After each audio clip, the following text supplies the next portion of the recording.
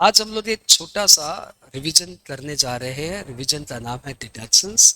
और deductions topic बहुत ज़्यादा वाइटल है, आप सबको पता है। और ये एग्जाम्स में डायरेक्टली ना भी आए तब भी अपना इम्पैक्ट 5 नंबर का 4 नंबर का जरूर रखता है।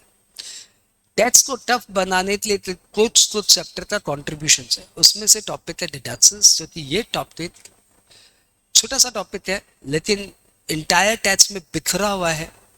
और बिखरे होने के कारण इसका इम्पैक्ट बार बार आता है। स्टूडेंट्स तो ये याद नहीं है तो उसको लगता है पूरा टैक्स ही टफ है, क्योंकि वो हाउस प्रॉपर्टी का सम करता है उसमें भी डिडक्शंस आता है, सैलरी का सम करता है उसमें भी डिडक्शंस आता है। डिडक्शंस उसको याद नहीं है तो बोलता है ना मेरे हाउस प्रॉपर्टी हो रहा है ना सैलरी हो रहा है।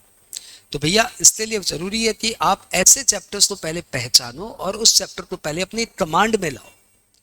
तो जैसे ही आप डिडक्शन जैसे टॉपिक को, टीडीएस जैसे टॉपिक को, आईफोस जैसे टॉपिक को जो हर तरफ बिखरे हुए रहते हैं, जैसे आप इन सब रेसिडेंशियल स्टेटस जैसे टॉपिक को जब आप कमांड में ले आते हो तब आपको लगता है टैक्स मेरे हाथ में। आई रिपीट, 5 ऐसे टॉपिक है जो किसी भी क्वेश्चन के साथ पंच होते आ सकते हैं। Number 1 tax rate, number 2 deductions, number 3 IFOS, number 4 TDS. ये 4 टॉपिक आप बिखरा हुआ है, एक रेसिडेंशियल स्टेटस भी मान लो, ये 5 टॉपिक बिखरा हुआ है और किसी भी टॉपिक के साथ पंच होके आ सकते हैं। तो पहले आप इन 5 टॉपिक को अपने कमांड में लो, तब आपको टैक्स उतना भी टफ नहीं लगेगा जितना टफ ये, जितना टफ आप लोग ये इसको मान रहे हो उतना भी टफ नहीं लगेगा। Let's start the topic deductions. Deductions topic पहले हम लोग पूरी ग्रॉस टोटल इनकम निकाल लेते हैं, उसके बाद टॉपिक आता है डिडक्शंस। पहले हम लोग पूरी ग्रॉस टोटल इनकम निकाल लेते हैं, उसके बाद आता है डिडक्शंस। फॉर्मेटिंग इसकी यहाँ पे है। अरे भाई साहब मेरा चश्मा आ गया। आओ। तो आपने पहले 5 हेड ऑफ इनकम निकाल ली, आपने सैलरीज निकाल लिया, हाउस प्रॉपर्टी निकाल ली, पीजीबीपी निकाल लिया, कैपिटल गेन निकाल लिया, आईपॉस निकाल लिया, तो आपकी जीटीआई आ गई। जीटीआई आने के बाद आपको डिडक्शन अंडर चैप्टर 6 से मिलता है, और चैप्टर 6 से का डिडक्शंस माइनस करने के बाद आपकी आती है टोटल इनकम या टैक्सेबल इनकम, और आप टैक्स टैक्सेबल इनकम पे देते हो। यानी डिडक्शंस टॉपिक 500 हेड के साथ एक कॉमन टॉपिक है। आगे बढ़े। डिडक्शंस टॉपिक में एंट्री करने के पहले कुछ बेसिक फंडामेंटल समझिए। वो फंडा है नंबर 1 जनरल रूल कि no deduction shall be allowed from specified income. कुछ इनकम से आपको डिडक्शंस नहीं मिलते, जैसे लॉन्ग टर्म कैपिटल गेन से कोई डिडक्शंस नहीं मिलता, short term capital gain on shares जिसके ऊपर एसटीटी पेड है उससे कोई डिडक्शंस नहीं मिलता। I repeat, short term capital gain से डिडक्शंस मिलता है शॉर्ट टर्म कैपिटल गेन से डिडक्शंस, लेकिन short term capital gain on share से कोई डिडक्शंस नहीं मिलता। आपको पता है ना ये मेरी बात कि शॉर्ट टर्म कैपिटल गेन 2 तरह के होते हैं, एक पे 20% टैक्स लगता है, एक पे स्लैब रेट टैक्स लगता है। ये वो है जिसपे एसटीटी पेड है और ये वो है जो अदर है। तो इसको ऊपर डिडक्शंस मिलेगा परंतु इसमें से कोई डिडक्शंस नहीं मिलेगा। बात क्लियर? तो यानी short term capital gain on jewellery हुआ है तो डिडक्शंस मिलेगा, कोई चाप नहीं है। लेकिन short term capital gain on share हुआ है तो उसमें से कोई डिडक्शंस नहीं मिलेगा। लेकिन लॉन्ग टर्म कैपिटल गेन में ऐसा बाइफर्केशन नहीं है, क्योंकि लॉन्ग टर्म कैपिटल गेन चाहे शेयर का हो या ज्वेलरी का हो, सब पे 12.5% टैक्स लगता है। इसलिए लॉन्ग टर्म कैपिटल गेन चाहे शेयर का हो या ज्वेलरी का हो, दोनों से ही डिडक्शंस नहीं मिलेगा। यानी किसी भी लॉन्ग टर्म कैपिटल गेन से डिडक्शंस नहीं मिलेगा और कैजुअल इनकम से डिडक्शंस नहीं मिलेगा। यदि आपको 3 नाम याद नहीं हो रहे हो, नहीं भैया बहुत टफ लग रहा है, तो मैं आपको बता दूं, आप ऐसे याद कर लो कि स्पेशल रेट ऑफ टैक्स वाली इनकम से डिडक्शंस नहीं मिलता। तो वो इनकम जिसपे स्लैब रेट लगती है या जिसके ऊपर यूजुअल रेट ऑफ टैक्स लगती है उसमें से तो डिडक्शंस मिल जाएगा। लेकिन कोई भी इनकम जिसपे स्पेशल रेट लग रही हो 12.5%, 20% या 30%, तो वो वाली इनकम से डिडक्शंस नहीं मिलेगा। चलो आगे बढ़े। डिडक्शंस किसी भी हाल पे जीटीआई से ज्यादा नहीं हो सकता। ऐसा नहीं हो सकता कि आपकी जीटीआई है 15 लाख और डिडक्शंस ले लिए 16 लाख, ऐसे नहीं हो सकता। ज्यादा से ज्यादा डिडक्शंस आपका होगा अप टू दी जीटीआई। और जीटीआई में भी long term capital gain, short term capital gain on shares and casual income को छोड़ के जीटीआई। डबल डिडक्शंस परमिटेड नहीं है, किसी भी सूरत हाल पे ये नहीं हो सकता कि किसी और सेक्शन में भी बेनिफिट ले लिए और डिडक्शंस में भी बेनिफिट ले लिए, ऐसा नहीं होता। ठीक है, आगे बढ़ जाइए, आगे बढ़ जाइए कि कुछ सेक्शंस ऐसे हैं जो कि 80IA से 80RRB में दिए हुए हैं। कुछ सेक्शंस डिडक्शंस से ऐसे हैं जो 80IA से 80RRB में दिए हुए हैं, और उन सेक्शंस में से आपको डिडक्शंस तभी मिलेगा जब आप रिटर्न भरेंगे, नहीं तो डिडक्शंस नहीं मिलेगा। कुछ डिस्टर्बिंग एलिमेंट बीच बीच में आ जाते हैं। तो importance of return of income we have done. Okay, अब अपने डिडक्शंस टॉपिक फॉर्मली स्टार्ट करते हैं। तो मैंने 3 आपको बातें बताई, वही बात दोबारा सोच लीजिए। पहला, number 1, deductions special rate of tax से नहीं मिलता, डिडक्शंस तभी जीटीआई से ज़्यादा नहीं होता, और 80HH से लेके 80RRB तक के यदि डिडक्शन सही है तो रिटर्न टाइमली भरना पड़ेगा। जैसे मैं 80QQB क्लेम करता हूँ, ये 80HH से लेके 80RRB के अंदर में फॉल करता है। तो इन सेक्शंस में यदि आपको डिडक्शंस क्लेम करना है तो भाई साहब रिटर्न टाइमली भरना पड़ेगा। रिटर्न लेट भरोगे तो इनका डिडक्शंस नहीं मिलेगा। हम लोग आ जाए deductions under section 80C, applicable to individual और एचयूएफ। कंडीशन ये है कि आप कुछ स्पेसिफाइड इन्वेस्टमेंट करिए, आप स्पेसिफाइड कॉन्ट्रीब्यूशंस करिए या स्पेसिफाइड एक्सपेंडिचर करिए, तब तो डिडक्शंस मिलेंगे। भैया स्पेसिफाइड कॉन्ट्रीब्यूशन, इन्वेस्टमेंट, इनकम, ये सब क्या होता है? तो भैया ये सब करना पड़ेगा। या तो आप अपने बच्चों की full time education fees payment करिए। ट्यूशन फी नाम पे आप ये प्राइवेट कोचिंग सेंटर की ट्यूशन फी का क्लेम नहीं कर सकते।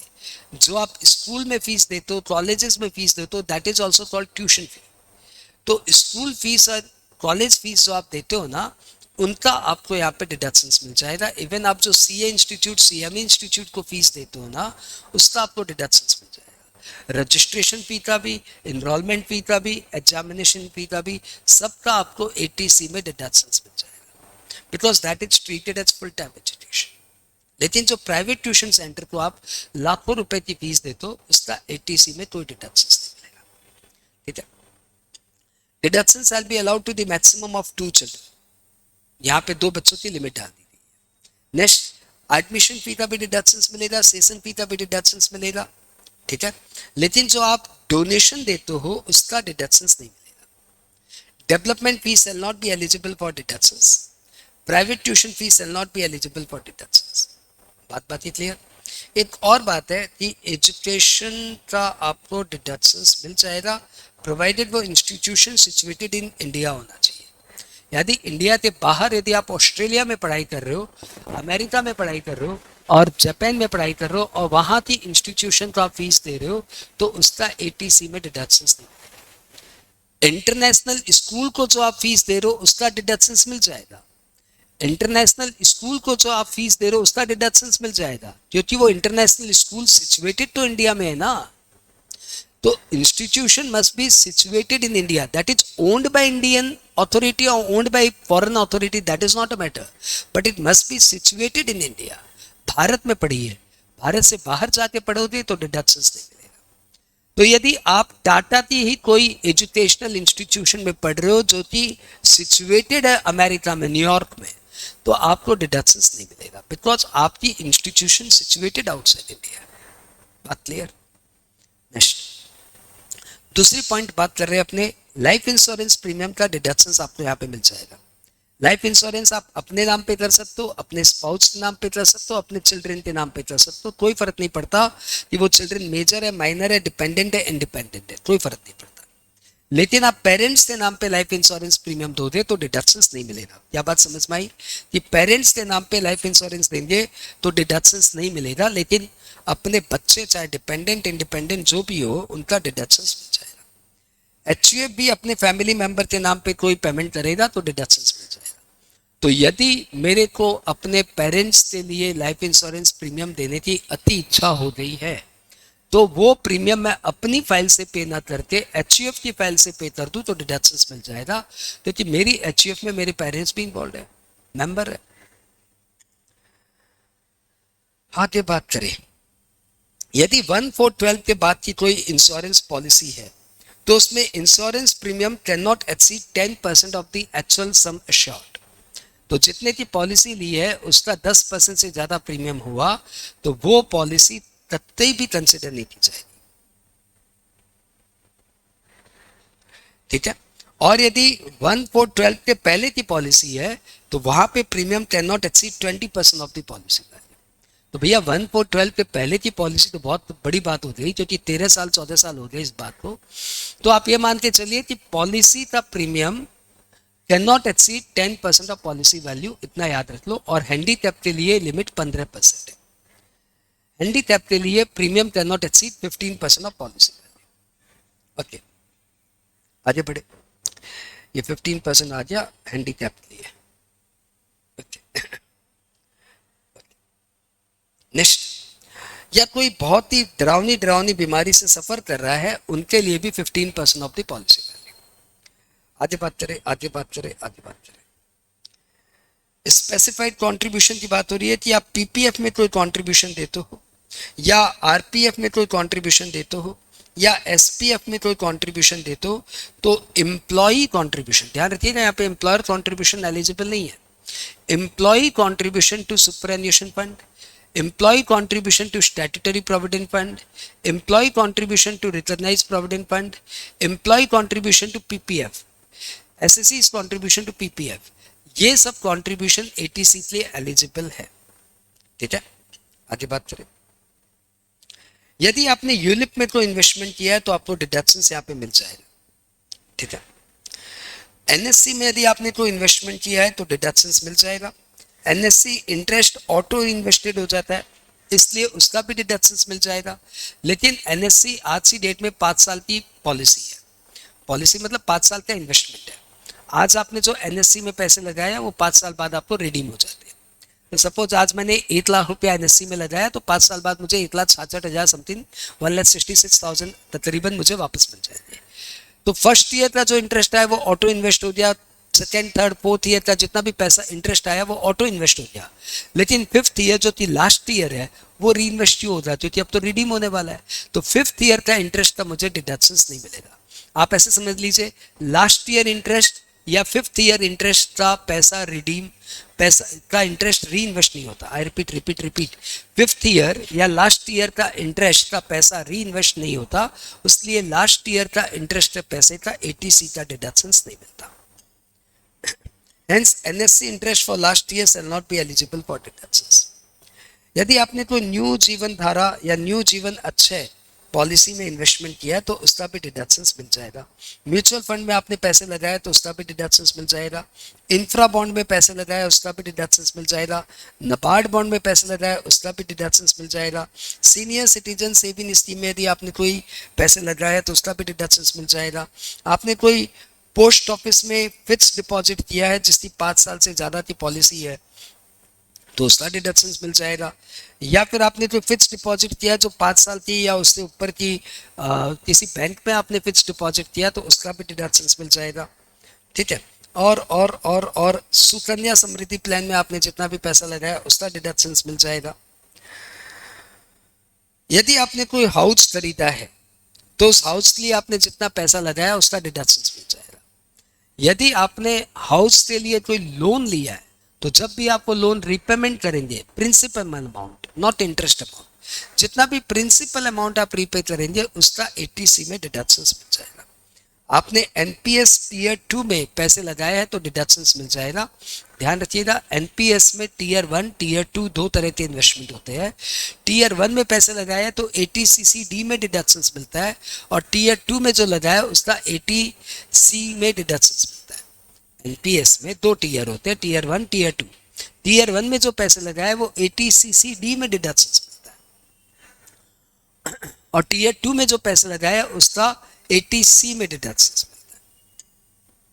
ठीक है, लेकिन ध्यान रखिएगा मैंने इतना बोला, इसका डिडक्शंस उसका डिडक्शंस इसका डिडक्शंस उसका डिडक्शंस, लेकिन भाई साहब सुनिए, सब मिलाते ज्यादा से ज्यादा 1.5 लाख का ही मिलेगा।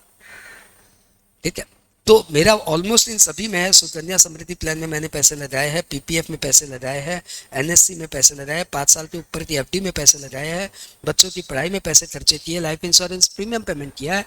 सब तरीके के मैंने खर्चे किए हैं और हर तरीके के खर्चे हर साल होते हैं, लेकिन फिर भी भाई साहब सब मिलाते ज़्यादा से ज़्यादा 1.5 लाख ही डिडक्शन।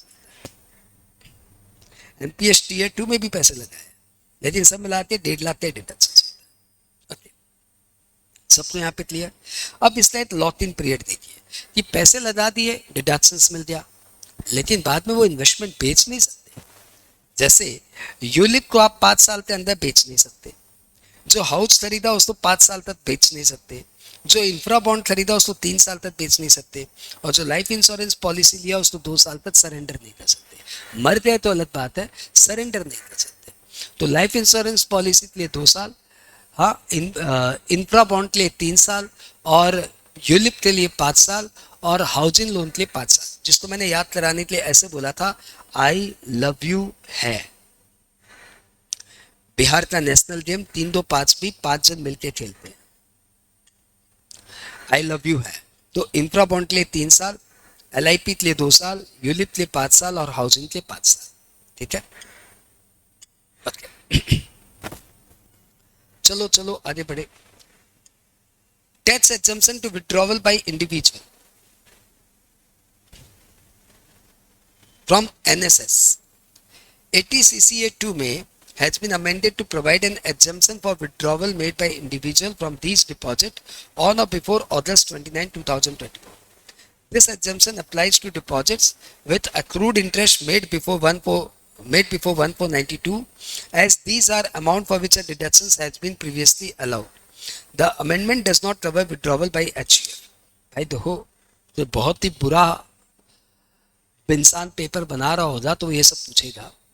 ये क्या बोल रहा है कि 1992 के पहले, आपके पैदाइश से भी पहले, 1992 के पहले यदि किसी भाई साहब ने एनएसएस में पैसे डाले थे, नेशनल सेविंग स्कीम, या एनपीएस नहीं है, एनएसएस है, अभी नहीं है, पुराना था स्कीम, नेशनल सेविंग स्कीम में पैसे लगाए थे, वो पैसा अब जाके मैच्योर हो रहा है अगस्त 29, 2024 के ऑनवर्ड्स, वो पैसा मैच्योर हो रहा है। तो जो पैसा मैच्योर हो रहा है तो वो टैक्सेबल नहीं होगा, इंडिविजुअल के हाथ में taxable. An exemption for withdrawal made by individual from these deposits on और after 29 August 2024, this exemption apply to deposits made before 1/4/92, as these are the amount for which a deduction has been previously allowed. However, such benefit is not applicable to HU. हटा रहे 80 CCC। तो भैया NSS से withdrawal individual के हाथ में आ जाए ना, एनएसएस नाम याद रहेगा, एनएसएस से यदि कोई विड्रॉवल इंडिविजुअल के हाथ में आ जाए तो वो टैक्सेबल नहीं होगा, इतना याद रख के चले जाए।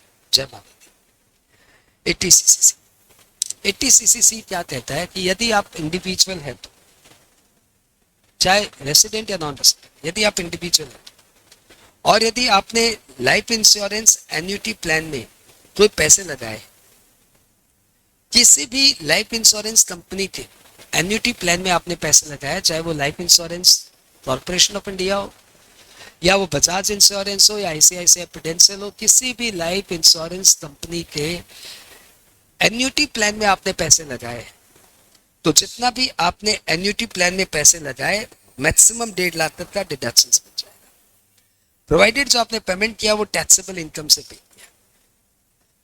यहाँ पे तो 1.5 लाख का डिडक्शन मिल गया, ठीक है। लेकिन बाद में जब आपको उस पेंशन, उस फंड से, एन्युटी पेंशन योजना से जब आपको बाद में पेंशन मिलेगा, या बाद में आपने पॉलिसी सरेंडर कर दी और सरेंडर वैल्यू मिल गया, तो जिसके हाथ में भी वो पैसे आएंगे in the hands of recipient, that shall be taxable on cash basis. यानी जब भी वो पेंशन आएगा, that shall be taxable in the hands of recipient. Interest या बोनस जो इस पॉलिसी में एक्रू हो रहा है, shall not be eligible for deductions but shall be liable to tax. अब 80 CCC की जो एन्युटी है, आपने सपोज 1 लाख रुपया जमा कर दिया, तो हर साल उस 1 लाख पे इंटरेस्ट आ रहा है 7,000 रुपया, वो 7,000 रुपया भी उसी प्लान में री इन्वेस्ट हो रहा है, परंतु उसका डिडक्शन नहीं आएगा। आप ये मत बोलना कि सर मेरे तो मैंने वो एनएससी वाला कॉन्सेप्ट यहाँ पे अप्लाई कर दिया। एनएससी वाला कॉन्सेप्ट एनएससी में बोला हुआ है, यहाँ पे इंटरेस्ट टैक्सेबल होता है IPOS में, परंतु उसका ATC में डिडक्शंस, ATCCC में डिडक्शंस नहीं होते। बात क्लियर? यहाँ पे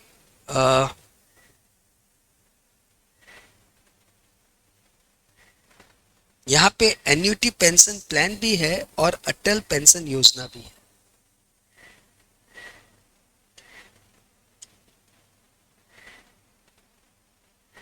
ठीक है, आओ आगे बढ़े। हमारा अगला सेक्शन आ गया ATCCD। थोड़ा सा टिपिकल है और बहुत वाइटल है। ATCCD तो आपको थोड़ा क्लॉज वाइज पढ़ना पड़ेगा। इसमें 3 क्लॉजेस है, ध्यान से सुनिए कौन सा क्लॉज इसके ऊपर अप्लाई होता है। सबसेक्शन 1, सबसेक्शन 1B एंड 2, ऐसे 3 है। जो SSC का कंट्रीब्यूशन है ना, यानी जो एम्प्लॉय का कंट्रीब्यूशन है वो 1 से कवर होता है, और जो एम्प्लॉयर का कंट्रीब्यूशन है ना वो 2 से कवर होता है। ठीक है, आओ ATCC ये भी इंडिविजुअल पे अप्लाई होता है, कोई फर्क नहीं पड़ता कि वो रेसिडेंट है या नॉन रेसिडेंट है। ठीक है, condition SSC as an employ या मेरे जैसा कोई SSC जो कि सेल्फ एम्प्लॉयड है वो, या फिर उसका एम्प्लॉयर NPS में कोई पैसा डिपॉजिट करता है। ठीक है, NPS में कोई पैसा डिपॉजिट करता है, तो फिर जितना भी एम्प्लॉय कंट्रीब्यूशन है maximum up to 10% of salary उसका डिडक्शन बच जाए। यहां पे सैलरी मतलब basic plus DA forming part of retirement. तो एम्प्लॉय के कंट्रीब्यूशन का ATCCD1 में 10% ऑफ सैलरी का डिडक्शन। यदि एम्प्लॉय की जगह SSC है, मतलब मेरे जैसा बंदा पैसा डाला है, I am not employ, I am self employed. अब मेरे जैसा कोई सेल्फ एम्प्लॉयड बंदा यदि NPS में पैसा डाल रहा है तो 10% नहीं 20% का डिडक्शन मिल जाएगा। 20% ऑफ द GTI का डिडक्शन। यदि कोई सेल्फ एम्प्लॉयड इंडिविजुअल ने NPS में पैसा डाला है तो deduction are be 20% of the GTI। Clear? अब बात कर रहे हैं, ये हो गया ATCCD1। अब ATCCD2 की बात कर रहे हैं। यदि एम्प्लॉयर कंट्रीब्यूशन दे रहा है NPS में तो भाई साहब 14%, 14% ऑफ सैलरी का डिडक्शन मिल जाएगा। 14% ऑफ सैलरी, और 14% ऑफ सैलरी, यहाँ पे सैलरी मतलब basic plus DA forming part of retirement. ठीक है, अब यहाँ पे ये हो गया, ये वाला हो गया ATCCD2 और ये वाला हो गया ATCCD1। ये वाला भी ATCCD1। अब एक आ रहा है ATCCD1 भी, ये बोल रहा है एडिशनल डिडक्शंस कि एम्प्लॉय या SSC कोई कंट्रीब्यूशन करता है ना तो उसको 10% के अलावा 20% के अलावा 50,000 का और डिडक्शन मिलता है। तो इस तरीके से एम्प्लॉय कंट्रीब्यूशन के लिए 10% ऑफ सैलरी प्लस 50,000 और एम्प्लॉयर कंट्रीब्यूशन के लिए 14% ऑफ सैलरी। बात क्लियर? ये तब मजा आएगा जब आप इसको पढ़ेंगे ATCCE के साथ। तो ATCCE एपा में टच करते हुए फिर आगे आऊंगा। ATCCE एपा कर लेता हूं, उसके बाद वापस ATCCD में आऊंगा। ATCCE कहता है कि आपको जो ATC में भर भर के डिडक्शंस मिला 1.5 लाख का, आपको जो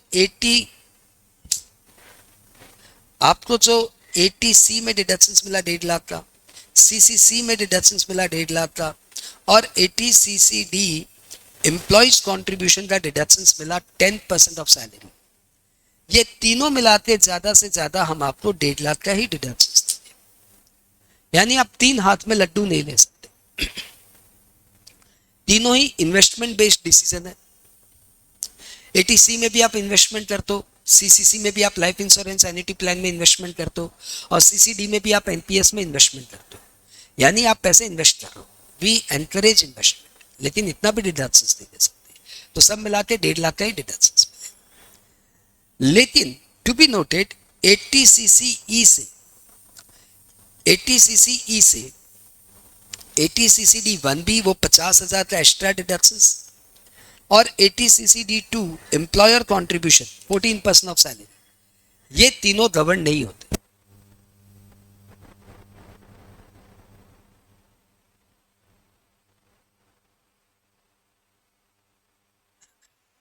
ठीक है, तो 80 CCD1B और 80 CCD2 ये दोनों का बेनिफिट यहाँ पे नहीं मिले, मतलब यहाँ पे वो लोग 80 CCE से रेगुलेटेड नहीं होते। मतलब देखो कैसे होता, आपकी जीटीआई आ गई, अरे सुनो ना, सुनो ना, सुनो ना, सुन लो ना, टॉपिक को ढंग से पढ़ लो ना। तो 80C हो गया, 80CCC हो गया और 80CCD1 हो गया, ये हो गया। ये तीनों मिला के ज्यादा से ज्यादा 1.5 लाख। लेकिन 80 CCD1B में 50,000 तो एक्स्ट्रा मिलता ही है भाई साहब, तो वो 50,000, यानी बेसिकली ये 1.5 लाख और ये 50,000, 2 लाख का डिडक्शन तो बनता ही बनता है। और उसके अलावा यदि आपके एम्प्लॉयर ने कंट्रीब्यूशन किया है तो 14% ऑफ सैलरी का डिडक्शन और बनेगा। अभी तक जो 3 सेक्शन किए उसमें मैक्सिमम इतना डिडक्शन बनेगा। मैं एक बार आपको अपने कॉन्टेक्स्ट में बता दूं कि मेरी जीटीआई जितनी भी आती है उसमें मैं ये तीनों मिला के 1.5 लाख लेता हूं और ये 50,000 और लेता हूं। मेरा एम्प्लॉयर कंट्रीब्यूशन नहीं करता तो एम्प्लॉयर ही नहीं है। आप ही हमारे एम्प्लॉयर हो, आप ही हमारे माई बाप हो, आप ही हमारे क्या बोलते हो जीवन दाता हो, नमक दाता हो, रोटी दाता हो, आप ही हमारे सब कुछ हो। और आप बहुत सारे दाता हो, लेकिन आप मेरे बिहाफ में 80CCD2 में कंट्रीब्यूशन नहीं देते। बड़े ही वो हो आप भी यदि 80CCD2 में मैं तो कंट्रीब्यूशन कर देते तो मेरे को भी 14% ऑफ सैलरी का यहाँ पे डिडक्शन मिल जाता। चलो कोई बात नहीं, मेरे को बस मैक्सिमम 2 लाख का ही डिडक्शन। बात क्लियर? इन तीनों सेक्शन मिला के मेरे को 2 लाख का ही डिडक्शन, वो भी तब मैं जब ओल्ड रिजिम में जाऊं। तो न्यू रिजिम में जाऊंगा तो इसका डिडक्शन नहीं मिलेगा, सुन रहे हो ना? न्यू रिजिम में जाऊंगा तो इसका डिडक्शन नहीं मिलेगा, न्यू रिजिम में जाऊंगा तो इसका भी नहीं मिलेगा, इसका भी नहीं मिलेगा, इवन ये भी नहीं मिलेगा, खाली ये मिलेगा। ठीक है, ठीक है, वो 50,000 का एक्स्ट्रा भी न्यू रिजिम में नहीं मिलेगा। चलो आगे बढ़ते हैं। अब वापस अपने आ जाते हैं 80CCD में। 80CCD एक स्कीम फॉलो करती है, उसका नाम है ईईटी स्कीम। ईईटी मतलब एग्जेम्प्ट टैक्स। एग्जेम्प्ट टैक्स से क्या है, देखो एनपीएस में मैं पैसे डाला तो मुझे डिडक्शंस मिला, तो लॉ बोला देखो तुम्हारा एक एग्जम्पशन मिला तो मुझे डिडक्शंस, लेकिन बेनिफिट मिला ना, तो लॉ बोलता है देखो तुमको एग्जम्पशन मिला। जब एनपीएस से मेरे को अर्निंग होती है, एनपीएस मेरा बढ़ते जा रहा है ना, मैंने तुम्हें बताया एनपीएस मोटा मोटी 12% रिटर्न दे देता है। मेरा एनपीएस में पैसा डाला हुआ है, जब से एनपीएस स्कीम आया तब से मेरे को 11-12% ऑन एवरेज रिटर्न मिल रहा है। अभी देश का शेयर मार्केट वापस बूम करने वाला है, तो वापस मेरा एनपीएस में बहुत पैसा बढ़ने वाला है। ये इंटरेस्ट भी नॉन टैक्सेबल, ये भी एग्जेम्प्ट। तो जो आपने अभी भी पढ़ा लाइफ इंश्योरेंस एन्युटी प्लान, उसमें जो इंटरेस्ट आता है वो टैक्सेबल। आपने अभी भी पढ़ा नेशनल सेविंग एनएससी, वहां पे जो इंटरेस्ट आता है टैक्सेबल। लेकिन एनपीएस में जो पैसा इंटरेस्ट आता है ना, हर साल मेरा इजाफा हो जा रहा है 11-12%। मतलब मेरा तो फाइल में कम से कम 3-4 लाख रुपया इनकम इससे आ रही है। लेकिन खुशी की बात क्या है, नॉन टैक्सेबल। बहुत खुशी की बात। अब जब ये पैसा मैच्योर होगा मतलब एनपीएस से जब मैं पैसा विड्रॉ करूंगा, लॉ बोलता है तब मैं टैक्स दूंगा। तो एनपीएस से आप पैसे विड्रॉ ना करें, क्योंकि म्यूचुअल फंड लॉन्ग टर्म के लिए सही है और ये बेसिकली म्यूचुअल फंड ही है, तो आप इससे पैसे जल्दी से विड्रॉ नहीं करें, इसके लिए लॉ आपको हिंडर कर रहा है। लॉ बोल रहा है ना ना, विड्रॉ करेगा तो टैक्स लगेगा। मतलब ये वो दरवाजा है, ये विलेन वाला वो दरवाजा है जहां पे तुम आ तो सकते हो परंतु जा नहीं सकते। आ गए तो तुम्हारा no tax no tax no tax, interest भी हो रहा है, no tax no tax no tax. जिस दिन तुम जाने का नाम लोगे उस दिन सरकार तुमसे टैक्स ले लेगी। तो बड़ा ही खतरनाक प्रोविजन है भाई ये तो। हाँ, तो ये ईईटी स्कीम में फॉलो करता है। अब ये देखो बड़ा ही दुखदाई है, या जब भी निकलने का सोचेंगे टैक्स लग जाएगा, तो सरकार ने इस पे एक छोटा सा रिलैक्सेशन दे दिया। वो रिलैक्सेशन क्या बोलता है कि एज पर सेक्शन 10(12) में कोई भी एसएससी जब भी इस स्कीम से विड्रॉ करेगा तो उसको 60% of the total amount payable on closure of its NPS हम उसको एग्जेम्प्ट कर देंगे। मतलब हम उनसे पूरा एनपीएस का पैसा टैक्स नहीं करेंगे, हम उसका 60% टैक्स कर देंगे, 60% रिलैक्स कर देंगे। पहले था ये 40%, अब बढ़ा के 60% किया। 40% जब एग्जाम किया ना तो कोई अपने ऊपर दया नहीं किया, समझा। वो 40% पे तो टैक्स ले भी नहीं सकता था, देते पकड़ते। 40% पे टैक्स कैसे ले लेगा? सुन, एनपीएस में पैसा कैसे आ रहा है? मेरा एनपीएस है ना, मैंने इस साल कमाया सपोज 50 लाख, मैंने उसमें से 1.5 लाख एनपीएस में डाल दिया, ठीक है, 1.5 लाख रुपया एनपीएस में डाल दिया। तो ये तो 50 लाख मेरा टैक्स हो चुका है, इसी में से मैंने 1.5 लाख डाला है। ये तो मेरी सेविंग है, ये तो मेरी सेविंग है। सेविंग पे किस बात का टैक्स? ठीक है, तो इस पे जो इंटरेस्ट आ रहा है वो मेरा टैक्सेबल हो सकता है, लेकिन सेविंग पे किस बात का टैक्स? तो सरकार ने बोला था पहले कि हम 40% पे टैक्स देंगे, अभी सरकार ने बढ़ा के बोल दिया कि जितना भी तुम्हारा पैसा मैच्योर होगा उस पर 60% पे हम टैक्स देंगे। That's a great relaxation.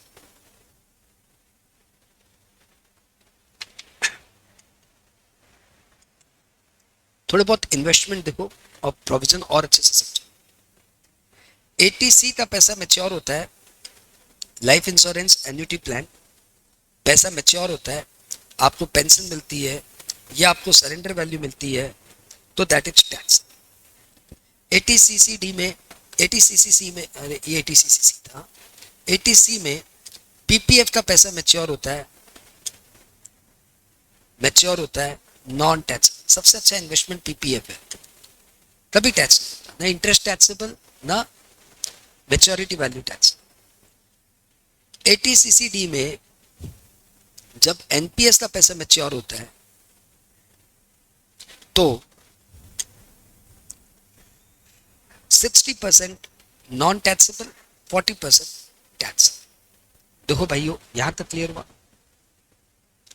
यदि यहां तक क्लियर हो गया तो ये भी ले लो। इंटरेस्ट, एटीसीसी का जो पैसा आता है, अच्छा एनएससी भी यहां पे डाल दूं? एनएससी भी बहुत पॉपुलर इन्वेस्टमेंट है एटीसी का। एनएससी भी जब मैच्योर होता है नॉन टैक्स। इंटरेस्ट, एटीसीसी का जब इंटरेस्ट आता है, लाइफ इंश्योरेंस ऑनिटी पॉलिसी, टैक्स और कोई डिडक्शंस नहीं मिलता। पीपीएफ का इंटरेस्ट नॉन टैक्स, एनएससी का इंटरेस्ट टैक्सेबल लेकिन डिडक्शंस मिल जाता है, डिडक्शंस लिए एलिजिबल है लेकिन टैक्सेबल। एटीसीसीडी का इंटरेस्ट आएगा तो नॉन टैक्स। ये कॉन्सेप्ट आपके दिमाग में होना चाहिए, क्योंकि यदि टफ पेपर बनाया तो ये पूछेगा। सुकन्या समृद्धि प्लान भी एक बहुत पॉपुलर प्लान है, सुकन्या समृद्धि प्लान। और सुकन्या समृद्धि प्लान भी भैया नॉन टैक्सेबल, नॉन टैक्सेबल, क्योंकि सुकन्या समृद्धि प्लान का इंटरेस्ट भी नॉन टैक्सेबल है और उसकी मैच्योरिटी भी नॉन टैक्सेबल है। तो पीपीएफ जबरदस्त है, ना इंटरेस्ट टैक्सेबल ना maturity taxable. Sukanya Samriddhi plan जबरदस्त है, ना इंटरेस्ट टैक्सेबल ना मैच्योरिटी टैक्सेबल। एनएससी अच्छा है, इंटरेस्ट अक्रू तो होता है लेकिन डिडक्शंस मिल जाता है, और maturity is non tax. Life insurance और एन्युटी प्लान, इंटरेस्ट भी टैक्सेबल, मैच्योरिटी भी टैक्सेबल। एटीसीसीडी इंटरेस्ट तो नॉन टैक्सेबल, लेकिन उसकी जब मैच्योरिटी होगी तो 40% टैक्सेबल। मजा आया था ये सब पढ़ के? Nice. ओह, ये सब तुम्हें पता नहीं था भाई साहब?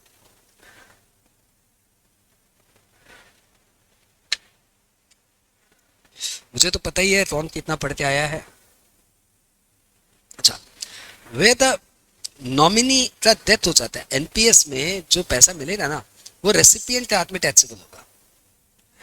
However, when whole amount received by the nominee,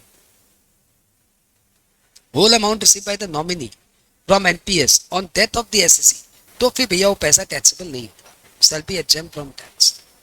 Pension received shall be deemed to be the income of the SSE or its nominee. ठीक है, ठीक है, ठीक है, बात क्लियर, आगे बढ़े। Contribution to NPS वात्सल्य योजना, वात्सल्य योजना, इसको हिंदी में पढ़ते हैं तो और टफ है, इंग्लिश में तो समझ में नहीं आता, वात्सल्य लेते हैं कि वैट साला या वैट साल्या ऐसा लगता है, लेकिन ये वात्सल्य। हाँ,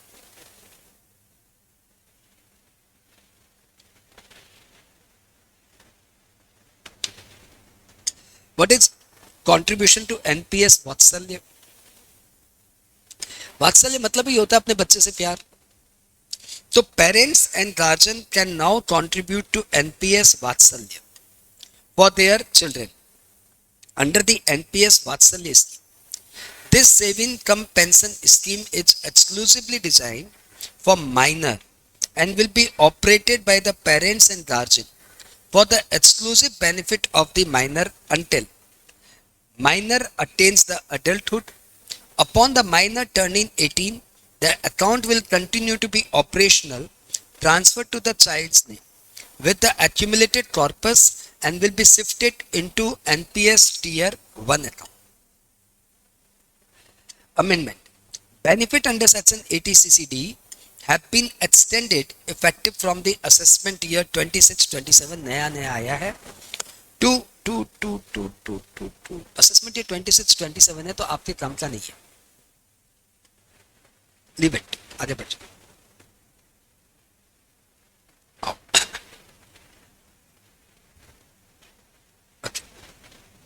तो भाई साहब एनपीएस आपका हो गया और एटीसीसीई भी आपका हो गया, लगे हाथ आपका इतने सारे प्रोविजंस हो गए। अब आप आ जाइए 80D में, जो कि बहुत ज्यादा वाइटल है। सब साथ में हो, अरे कहो ना, सब साथ में हो। एक बात देख लेते हैं, 3 बड़े सेक्शंस हमारे हो गए, we are really very comfortable. 40 minute की क्लास हो गई। 80D, 80D is applicable to individual HUF, कोई फर्क नहीं पड़ता कि रेसिडेंट है कि नॉन रेसिडेंट है। कंडीशन यह है कि उसने मेडिकल इंश्योरेंस प्रीमियम दिया है। मेडिकल इंश्योरेंस प्रीमियम वो किसी भी कंपनी के साथ कराए, कोई फर्क नहीं पड़ता, बस उसने लाइफ इंश्योरेंस, उसने बस हेल्थ इंश्योरेंस प्रीमियम दिया है, या फिर उसने कोई contribution to central government health scheme पे दिया है, या फिर उसने प्रिवेंटिव हेल्थ चेकअप पे खर्चा दिया है, और या फिर उसने किसी मेडिकल एक्सपेंडिचर को इनकर किया है जब उसने सीनियर सिटीजन का मेडिकल इंश्योरेंस नहीं हुआ था, तब उसने अपने सीनियर सिटीजन पे मेडिकल एक्सपेंडिचर किया। इन 4 चीजों के यहाँ पे डिडक्शंस मिलेगा। पहला एमआईपी मेडिकल इंश्योरेंस प्रीमियम, दूसरा प्रिवेंटिव हेल्थ चेकअप या सेंट्रल गवर्नमेंट स्कीम, और या फिर expenditure on medical expenditure on senior citizen which are not insured. इन 4 तरह के खर्चों के लिए आपको 80D में डिडक्शन। वैसे तो लिमिट है 25,000 प्लस 25,000, 25,000 अपने लिए, अपनी फैमिली के लिए, और 25,000 एक्स्ट्रा पेरेंट्स के। तो यदि अभी आप 22 साल के लिए हो और अभी आप कमाना शुरू कर दिए हो, आपकी अच्छी खासी इनकम आ रही है, आप अपना भी मेडिकल इंश्योरेंस प्रीमियम दे रहे हो और अपने पापा का भी मेडिकल इंश्योरेंस प्रीमियम दे रहे हो, तो आपको 50,000 तक का डिडक्शन मिल जाए। लेकिन सपोज मैं अपना मेडिकल इंश्योरेंस दे रहा हूँ और अपने मम्मी का मेडिकल इंश्योरेंस दे रहा हूँ, सिंस मेरी मम्मी सीनियर सिटीजन है, तो मेरे को यहाँ पे डिडक्शन 50,000 का मिल जाएगा, यानी 25,000 एक्स्ट्रा। एंड सपोज कोई एसएससी है जो खुद 62 ईयर्स का है, उसके पेरेंट्स 92 ईयर्स के लिए है और कायम है, जिंदा है, ईश्वर की दया है, और वो बंदा अपना भी प्रीमियम दे रहा है, तो उसको अपने लिए 50,000 और अपने पेरेंट्स के लिए भी 50,000, 1 लाख का डिडक्शन मिल जाए। यानी एसएससी के लिए अपने ग्रुप के लिए 25,000, उसके पेरेंट्स यानी मम्मी पापा मिला के 25,000। लेकिन दो ग्रुप हो गए, ग्रुप 1 ग्रुप 2, ग्रुप 1 ग्रुप 2। लेकिन दोनों ही ग्रुप में यदि किसी सीनियर सिटीजन के लिए पेमेंट हुआ है तो लिमिट 25,000 की जगह 50,000 हो सकती है। बात क्लियर? प्रोवाइडेड आप उतना प्रीमियम पे करो। यदि आपने प्रीमियम ही अपने पेरेंट्स के लिए 12,000 दिया है, आपके पेरेंट्स सीनियर सिटीजन है, आपने उनके लिए प्रीमियम ही 12,000 दिया है, तो भाई साहब डिडक्शंस आप वाले ग्रुप का 25,000 और आपके पेरेंट्स वाले ग्रुप का 12,000 ही मिलेगा। बात क्लियर? ओके। माना ये लिमिट 25,000, 25,000, 50,000, 50,000 तक फैली हुई है, लेकिन प्रिवेंटिव हेल्थ चेकअप में आपको ज्यादा से ज्यादा डिडक्शंस मिलेगा 5,000। ये प्रिवेंटिव हेल्थ चेकअप क्या होता है? ये भाई साहब जो आपको डॉक्टर आए दिन लेते थे ना, ब्लड टेस्ट कराओ वो कराओ, ये जो ब्लड टेस्ट हम लोग कराते हैं या जो एक्सरे कराते हैं, ये सबको बोलते हैं प्रिवेंटिव हेल्थ चेकअप। इसके बिल आप संभाल के रखो तो आपको साल में 5,000 का डिडक्शंस मिल जाएगा। और ये आपको चेक से पेमेंट करने की दरकार नहीं है। प्रिवेंटिव हेल्थ चेकअप भले ही आप कैश में भी पेमेंट करो तब भी डिडक्शंस मिल जाएगा। तो सपोज मैंने अपनी मेडिकल इंश्योरेंस नहीं भी कराई है, तब भी मैं अपने 80D में 5,000 का डिडक्शंस लेता ही हूं। मैंने मेडिकल इंश्योरेंस करा ली तो मैं डिडक्शन ज्यादा ले लिया, मेडिकल इंश्योरेंस नहीं भी कराई तब भी 80D में 5,000 का डिडक्शन तो हर एक इंसान को लेना चाहिए, क्योंकि साल में मेरा, मेरी वाइफ का, मेरे बच्चों का मिला के 5,000 का टेस्टिंग तो हो ही जाता है। ठीक है? और इतना छोटा सा अमाउंट है कि इनकम टैक्स डिपार्टमेंट की कोई चिट्ठी पिट्ठी नहीं आती कि लाओ लाओ दिखाओ तुमने 5,000 दिया है कि नहीं दिया, तो नहीं मानता, बिकॉज इतना छोटा सा अमाउंट है। सरकार को भी पता है 5,000 का चेकअप तो होता ही होता है।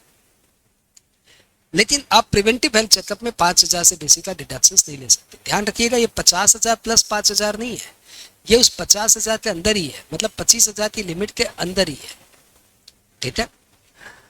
और ये मत सोचिएगा 5,000 मेरा 5,000 पेरेंट्स का, नो, ये सब मिला के 5,000। ठीक है? ये भी आप पढ़ोगे यहाँ पे। वेट, दूसरी बात करूं तो दूसरी बात यह है कि नॉर्मली मेडिकल इंश्योरेंस का पैसा आपको चेक से देना पड़ेगा। पूरा पूरा 80D में आपको चेक से पेमेंट करने पे डिडक्शंस मिलता है। खाली प्रिवेंटिव हेल्थ चेकअप इकलौता ऐसा क्लॉज है जहां पे आप कैश पेमेंट करो तब भी डिडक्शंस मिल जाए।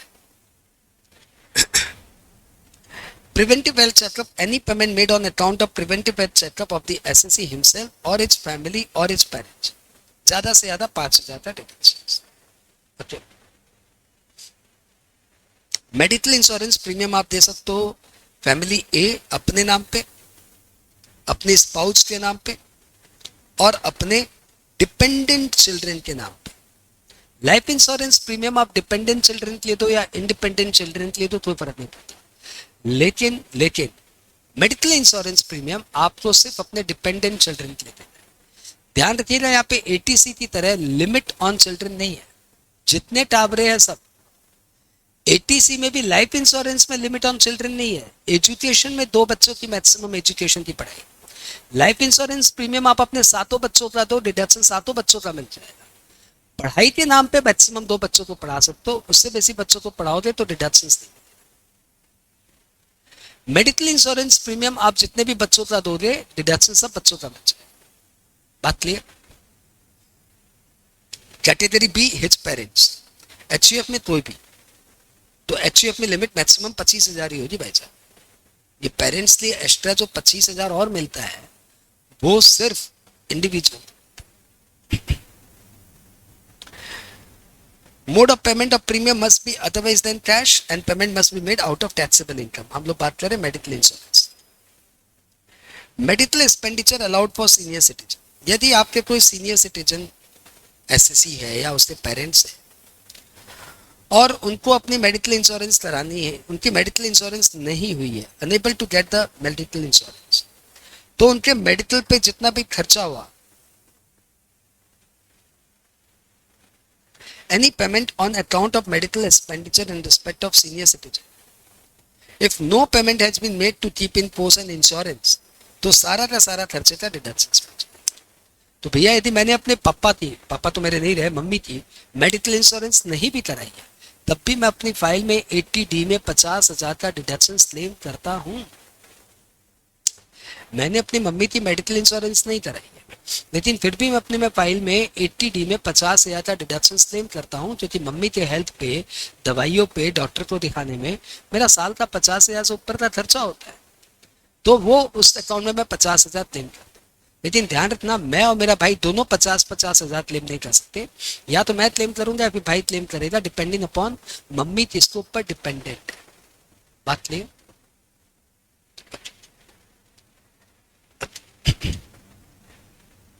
सिंगल प्रीमियम हेल्थ इंश्योरेंस, यदि आजकल मार्केट में नॉर्मली आपको पता है मेडिकल इंश्योरेंस होती है वो 1 ईयर पॉलिसी, लेकिन आजकल इंश्योरेंस सेक्टर बहुत डेवलप हो रहा है और इंश्योरेंस सेक्टर चाहता है कि मैं आपकी 3 साल की एक साथ मेडिकल इंश्योरेंस करूँ। तो मैंने बोला हाँ हाँ 3 साल की एक साथ कर दो, या बार बार कौन इंश्योरेंस प्रीमियम है। तो इंश्योरेंस कंपनी ने मुझे बोला 3 साल की मेडिकल इंश्योरेंस का आपका पैसा लगेगा 1 लाख, आपका 3 साल का इंश्योरेंस हो जाएगा। मैंने दे दिया। तो मेरा हर साल 33,000 प्रीमियम मान लिया जाए, ये मेरा हर साल का प्रीमियम मान लिया जाएगा और अकॉर्डिंगली मुझे डिडक्शंस तीनों साल मिलेगा। दो मैंने प्रीमियम सिर्फ पहले साल ही दिया है, तो ऐसा नहीं कि पहले साल 25,000 मिलेगा बाद बाकी साल ठल्ले। नहीं, मैं बोलूंगा कि मेरा तो 3 साल का इंश्योरेंस है, मैंने 3 साल का 1 लाख रुपया दिया है, तो मेरे तो तीनों साल का 25,000 का डिडक्शन मिल जाए।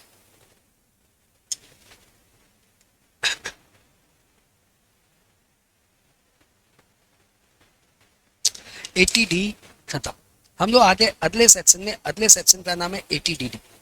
यदि आप रेसिडेंट इंडिविजुअल या रेसिडेंट एचयूएफ है और आप खुद तो नहीं, लेकिन आपके पास कोई डिसेबल्ड रिलेटिव है, कोई फैमिली मेंबर हैंडीकैप्ड है, तो आपको सीधा 75,000 का डिडक्शन, प्रोवाइडेड वो फैमिली मेंबर अपनी फाइल में 80U क्लेम नहीं कर रहा है।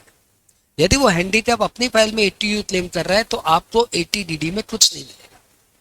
लेकिन वो हैंडीकैप अपनी फाइल में 80U क्लेम नहीं कर रहा है तो आपको अपनी फाइल में 75,000 का डिडक्शन मिल जाएगा। और यदि हैंडीकैप यानी डिसेबिलिटी सीवियर डिसेबिलिटी है तो आपको डिडक्शन 1.25 लाख मिल जाएगा। और ये सीवियर डिसेबिलिटी क्या होता है? जब डिसेबिलिटी 80% और मोर हो जाती है तो सीवियर डिसेबिलिटी।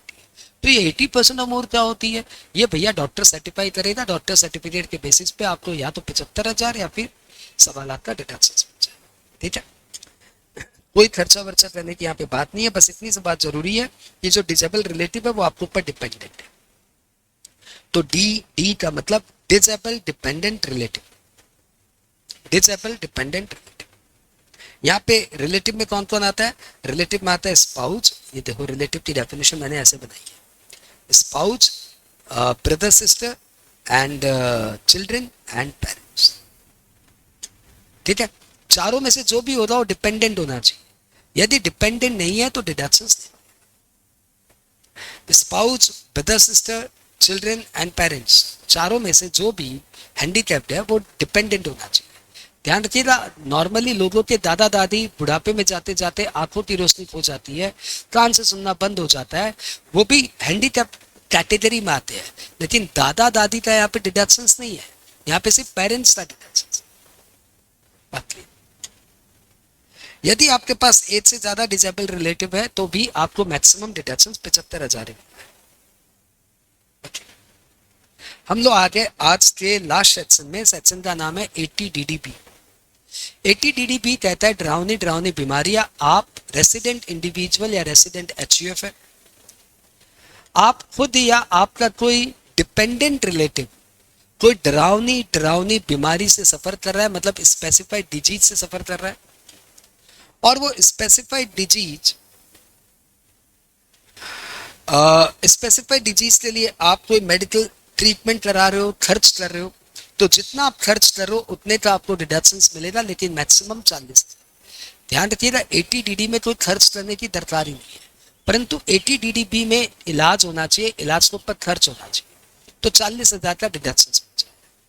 लेकिन लेकिन लेकिन यदि वो जो पेशेंट है, यदि वो पेशेंट सीनियर सिटीजन है तो आपको डिडक्शंस 1 लाख का मिल जाएगा। ठीक है, तो मेरी मम्मी को कैंसर था, तो जिस ईयर में कैंसर था या जब तक कैंसर था तो उनके ट्रीटमेंट लिए हमने 1 लाख रुपए का डिडक्शन क्लेम किया था। अब कैंसर से शी इज क्योर्ड, तो now I can not claim. बात क्लियर? नेक्स्ट बातें करें तो इसमें छोटी सी बात और है कि यदि इस बीमारी के इलाज के लिए आपको कोई मेडिक्लेम मिल जाता है या फिर आपके एम्प्लॉयर ने आपको कोई पैसा रिम्बर्स कर दिया, दो में से कुछ भी, या तो मेडिक्लेम या फिर एम्प्लॉयर ने रिम्बर्स कर दिया, तो जितना मेडिक्लेम मिला या जितना एम्प्लॉयर ने रिम्बर्स किया वो आपके डिडक्शन से माइनस हो जाएगा। मतलब 40,000 की लिमिट या ₹1,00,000 की लिमिट से उतना अमाउंट माइनस हो जाएगा, तब आपको डिडक्शन मिलेगा। ठीक है, यहाँ पे रिलेटिव की डेफिनेशन भी वही है जो पहले पढ़े थे, spouse, children, parents, brother, sister, चारों में से जो भी हो वो डिपेंडेंट होना चाहिए। डॉक्टर से सर्टिफिकेट लेना पड़ेगा कि हाँ भैया डिजीज है।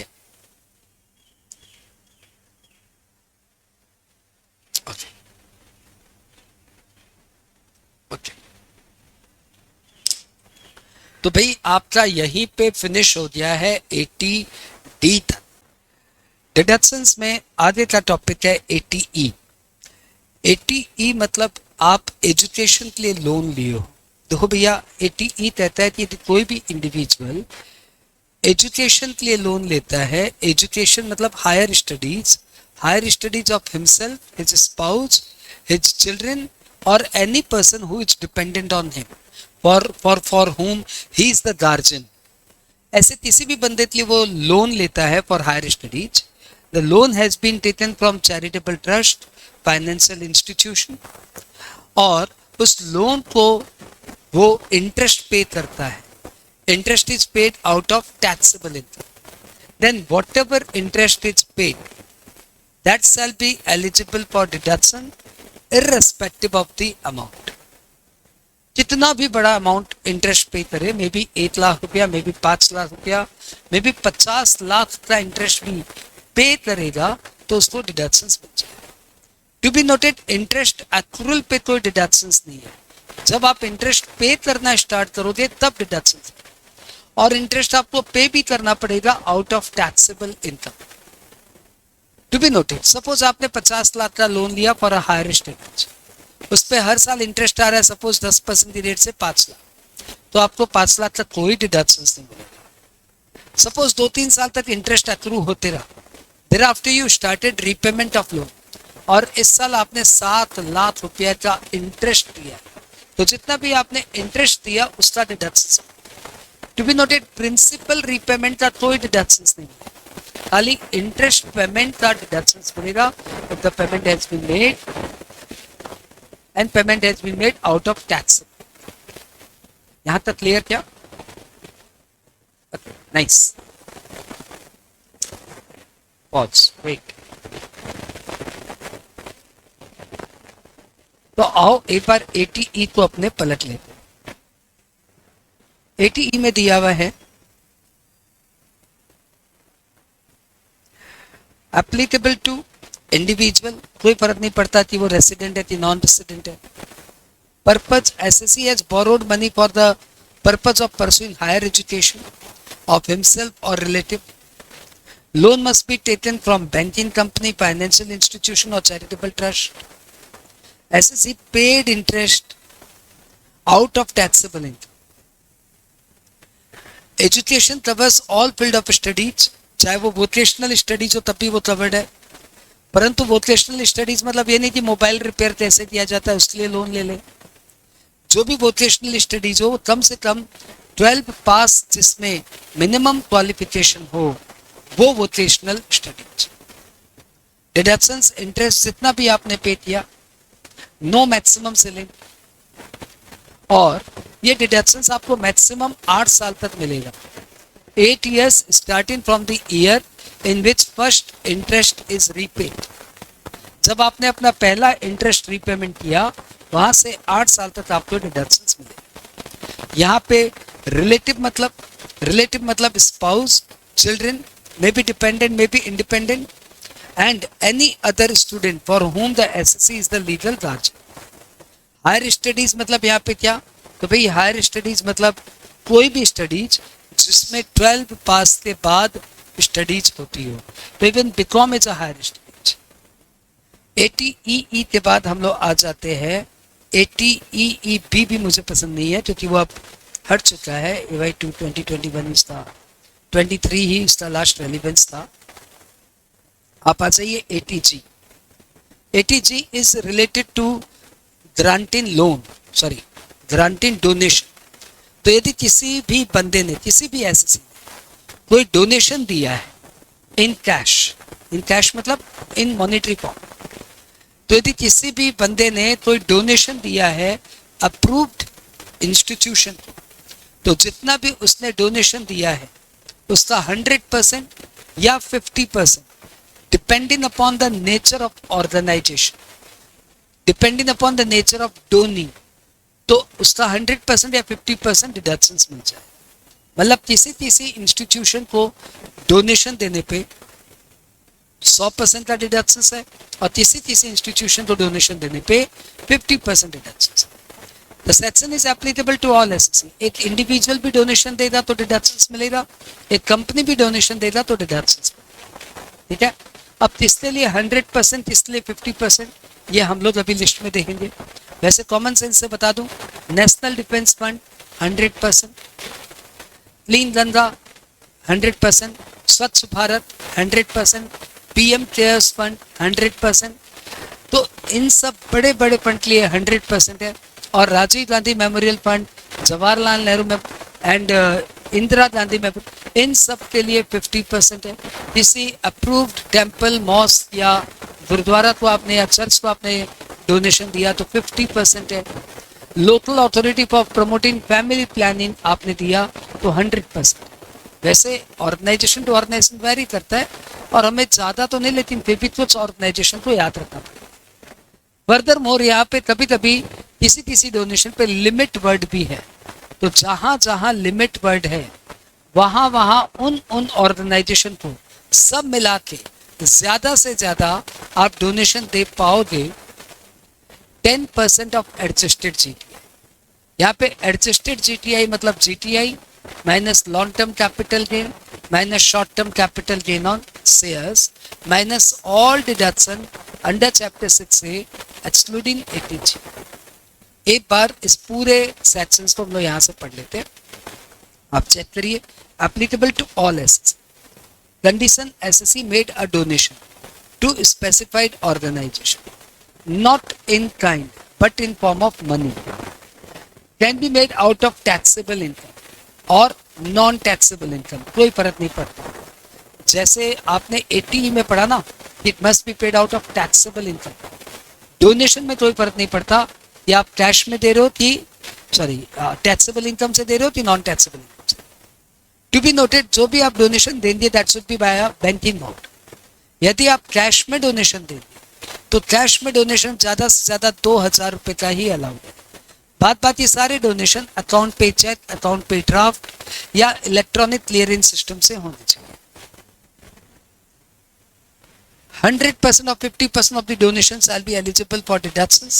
लिमिट, जहाँ जहाँ लिमिट एप्लीकेबल है वहाँ सारे ऑर्गेनाइजेशन को मिला के maximum donation can be 10% of adjusted total income. What is adjusted total income? यह GTI minus long term capital gain minus short term capital gain on which STT is paid and all deduction under chapter 6A excluding 80G। ठीक है, अब यहाँ पे अपने आते हैं जिसके लिए 100%, इसके लिए 50%। ओहो, मैंने बोलते समय मिस्टेक कर दी भाई। Jawaharlal Nehru memorial fund, Indira Gandhi memorial fund, Rajiv Gandhi foundation, इन सब के लिए मैंने बोला था 50%। भैया मेरी मिस्टेक है, इनको हटाए 2 साल हो गए। इस साल नहीं, इसी साल हटाया, मतलब 24-25 असेसमेंट ईयर में ही हटा दिया, 25-26 असेसमेंट ईयर में हटा दिया। तो ये तीनों ऑर्गेनाइजेशन हट गए हैं। अमेंडमेंट इन 24-25 ये आ गया था कि भैया इन लोगों को डोनेशन देने से 50% छोड़ 2% का भी डिडक्शन। तो भैया अब आ जाइए, नेशनल डिफेंस फंड के लिए 100% है, prime minister drought relief fund के लिए 50% है, prime minister national relief fund के लिए 100% है, prime minister Armenia earthquake relief fund के लिए 100% है, Africa public contribution India fund के लिए 100% है, नेशनल चिल्ड्रन फंड के लिए 100% है, national foundation for communal harmony 100% है, अप्रूव्ड यूनिवर्सिटी के लिए 100% है, chief minister earthquake relief fund 100% है, government of Gujarat earthquake fund 100% है। जिला साक्षरता समिति 100%। नेशनल और स्टेट ब्लड ट्रांसफ्यूजन काउंसिल 100% है। काम पे आ जाओ, काम पे आ जाओ, काम पे आ जाओ, काम पे आ जाओ, अच्छे वाले, अच्छे वाले, अच्छे वाले, अच्छे वाले।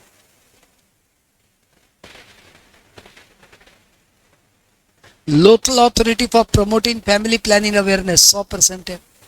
टेम्पल, मॉस्क, गुरुद्वारा, चर्च जो कि नोटिफाइड है उन सब के लिए 50% है। स्वच्छ भारत पोस्ट के लिए 100% है। क्लीन गंगा फंड के लिए 100% है। And narcotic drug and psychotropic substance act में जो फंड बनाया गया है फॉर कंट्रोलिंग ड्रग अब्यूज उसके लिए 100% है।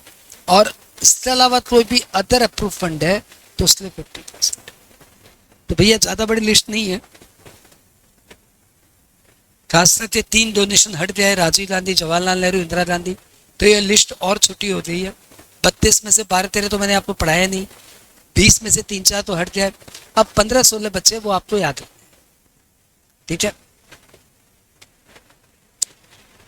अब अपने बात करें कि जो जो ऑर्गेनाइजेशन अप्रूव्ड है ITG के लिए उसके लिए 50% है। और जहां जहां 50% आया ना, ये वाला देखो, वहां पे लिमिट भी एप्लीकेबल है। सब 50% में लिमिट नहीं है, ऐसे तो 100% में भी लिमिट है। मैं आपको बताऊं, आपको कौन सा एकदम याद रखना ही पड़ेगा यार, बड़ी डिफिकल्टीज हो जाती है बच्चों। लो मैं बता देता हूँ कौन कौन सा याद रखना ही पड़ेगा। नेशनल डिफेंस फंड याद रखना ही पड़ेगा, 100% no limit. National children fund याद रखना ही पड़ेगा, 100% no limit. National foundation for communal harmony नाम याद रखना ही पड़ेगा, 100% no limit. Local authority for promoting family planning awareness याद रखना ही पड़ेगा, 100% वेरी इंपॉर्टेंट, ध्यान रखिएगा।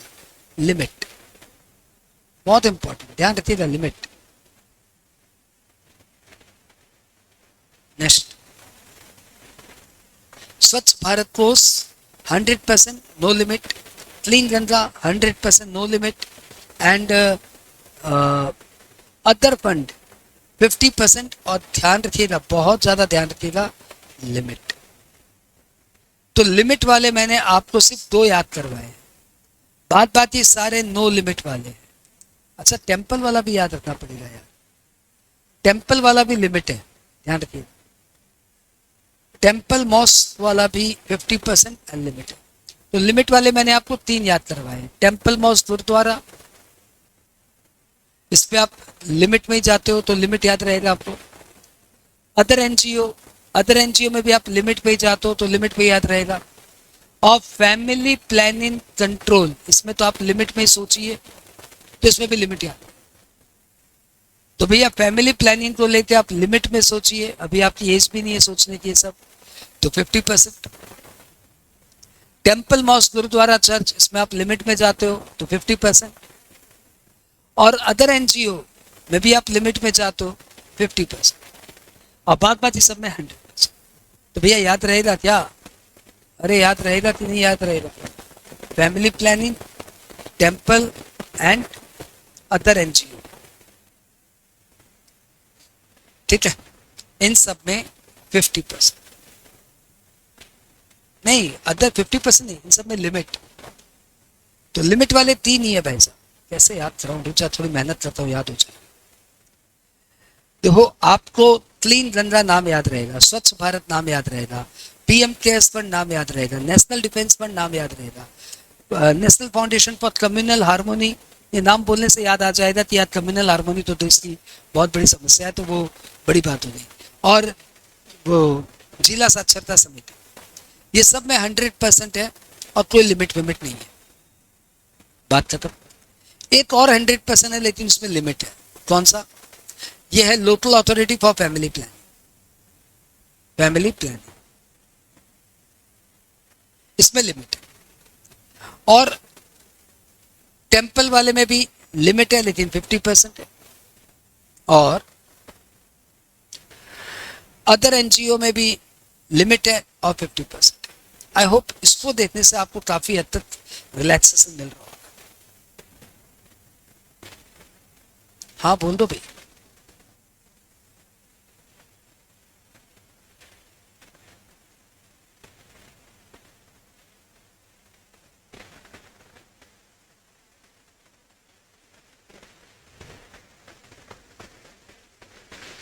लो भाई, ठीक है, आओ आगे बढ़े। 80G में एक बात ध्यान रखिएगा, कैश डोनेशन सिर्फ 2,000 रुपये तक ही अलाउड है, 2,000 से ज्यादा कैश डोनेशन अलाउड नहीं है। अब आ जाइए 80GG ए में। 80GG ए भी डोनेशन से रिलेटेड है, लेकिन यहाँ पे आप डोनेशन किसको दे रहे हो, यहाँ पे आप डोनेशन दे रहे हो in the approved poverty eradication fund, scientific research fund, social research, statistical research. इनके लिए आप अप्रूव्ड लैब, यूनिवर्सिटी, कॉलेज या फंड को या कंपनी को डोनेशन दे। सिंस पीजीबीपी में ऐसे कंट्रीब्यूशन के लिए ऑलरेडी डिडक्शंस है, therefore 80GGA is applicable to those SSE who are not having PGBP income. 80GGA is applicable to those SSE who are not having PGBP income. ठीक है, यदि आप ऐसे SSE है जिनका PGBP इनकम नहीं है, नॉट हैविंग PGBP इनकम, और वो बंदे यदि scientific research, social research, rural development, poverty eradication के लिए डोनेशन देते हैं, कैश डोनेशन ज्यादा से ज्यादा 2,000 ही अलाउड है, तो जितना भी आप डोनेशन दे दिए उसका 100% डिडक्शन मिल जाए। बात खत्म। ये था 80GGA। मैंने कोड बनाया गांव घूम के आया। तो यदि बंदा कोई गांव घूम के आया, वहां पे गरीबी देखी, वहां पे देखा यार एजुकेशन नहीं है, वहां पे देखा गरीबी इतनी है, सोशल डेवलपमेंट नहीं है, तो वहां थी सोशल रिसर्च के लिए, पॉवर्टी इरेडिकेशन के लिए, रूरल डेवलपमेंट के लिए डोनेशन देते आ गया। तो जितना डोनेशन दिया 100% डिडक्शन, लेकिन कैश डोनेशन ज्यादा से ज्यादा 2,000। अब 80GGA के बाद आप 80GGB और 80GGC कर लो। इसमें भी आप डोनेशन दे रहे हो, लेकिन इस बार आप डोनेशन दे रहे हो पॉलिटिकल पार्टी को। आप पॉलिटिकल पार्टी या इलेक्टोरल ट्रस्ट को डोनेशन दे रहे हो।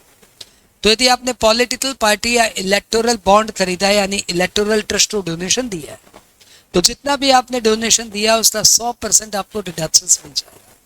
बस यहाँ पे नई बात यह है कि कैश डोनेशन नॉट अलाउड। आप 1 रुपए का भी कैश डोनेशन देंगे तो नॉट अलाउड। यानी सपोज आपने 1,000 रुपया कैश डोनेशन दिया और 1,00,000 रुपया चेक डोनेशन दिया, तो 1,000 का कैश डोनेशन नॉट अलाउड, 1,000 का चेक डोनेशन का 100% डिडक्शन मिल जाएगा। यहाँ पे सिर्फ डोनेशन ही नहीं, एडवर्टीजमेंट विद पॉलिटिकल पार्टी यदि आप कुछ करते हो, पॉलिटिकल पार्टी के सोवेनियर में, पॉलिटिकल पार्टी के न्यूज़पेपर में आप अपना एडवर्टीजमेंट देते हो, तो that shall also be treated as donation, और जितना आपने डोनेशन दिया उसका 100% डिडक्शन मिल जाए। एप्लीकेबल टू ऑल एसेट्स, ज्यादा मत सोचिए। 80GGB GGC मिला के, दोनों मिला के applicable to all assets. GGB particularly applicable है इंडियन कंपनी के ऊपर, और GGC पर्टिकुलरली एप्लीकेबल है to all SSC other than Indian company and local authority. तो इतना आप मत सोचिए, सब मिला के आप सेक्शन में भी मत उलझिए। आप बस इतना याद रखिए कि 80GGC में, क्योंकि 80GGC में आप एडवर्टीजमेंट विद पॉलिटिकल पार्टी करेंगे, या डोनेशन टू पॉलिटिकल पार्टी देंगे, या डोनेशन टू इलेक्टोरल ट्रस्ट देंगे, तो जितना भी डोनेशन देंगे via cheque, not in cash, जितना भी डोनेशन देंगे सबका 100% डिडक्शन मिल जाएगा। ठीक है, हमने इसका कोड बनाया गधे घोड़े चराओ। ठीक है, पॉलिटिकल पार्टी पता नहीं क्या करती है, जिस तरीके से बिहेव करती है, कई बार ऐसा फील होता है कि यार लोग तो जानवरों की तरह लड़ रहे हैं। तो ये इंस्पायर किया इस तरह के गंदे कोड के लिए, अपोलोजाइज, बट बच्चों को याद कराने थे, सब सही है। गधे घोड़े चलाओ। आपने 80G में समझा डोनेशन, आपने 80GGA में समझा डोनेशन, और आपने 80GGB एंड C में भी समझा डोनेशन। मतलब G बेसिकली सीरीज ही है डोनेशन का, इसलिए मैंने 80G का नाम रहा ग्रांट। ग्रांट मतलब डोनेशन, आप सबको डोनेशन दे रहे हो। ठीक है, लेकिन 80GG बड़ा ही अनूठा सेक्शन है जिसका डोनेशन से दूर दूर तक लेना देना नहीं है। इस सेक्शन का मैंने कोड बनाया घर घर, कि यदि आपने घर की समस्या के लिए कोई रेंट पे किया है, तो जितना भी आपने रेंट पे किया उसका कुछ लिमिट रखते डिडक्शंस मिल जाएगा। आप एक इंडिविजुअल हो, आपके पास अपना कोई घर उस एरिया में नहीं है जहाँ पे आप एम्प्लॉयड हो, आपका उस एरिया में कोई घर नहीं है जहाँ पे आप एम्प्लॉयड हो। जैसे मैं राजस्थान का मूल निवासी हूँ लेकिन बंगाल में काम करता हूँ, तो बंगाल में मेरा कोई घर नहीं है, तो I am not having any house where I am employed, then I am eligible for 18GG. तो you are an individual, you are paying rent, you are not having any house where you are employed, you are not getting HRA, and you are not claiming benefit of self-occupied house. जिस area में आप employed हो उस area में आपका भी, आपकी spouse का भी और आपके माइनर चाइल्ड का भी, और आप जिस HUF के करता हो उस HUF का भी कोई घर नहीं होना चाहिए। यदि आप ये सारी कंडीशन फुलफिल करते हो तो डिडक्शंस मिलेगा minimum of the 3 rupees 5,000 per month, rent paid minus 10% of adjusted GTI or 25% of adjusted GTI, whichever is lower. Adjusted GTI here means GTI minus LTCG minus STCG on which STT is paid minus all deduction under chapter 6A excluding 80GG. आइए, applicable to individual साथ में हो, applicable to individual condition, SSC pays rent, SSC does not receive HRA, SSC or his spouse or his minor child or his HUF has no residential house at the place where he is employed, SSC does not claim benefit of self occupied house property.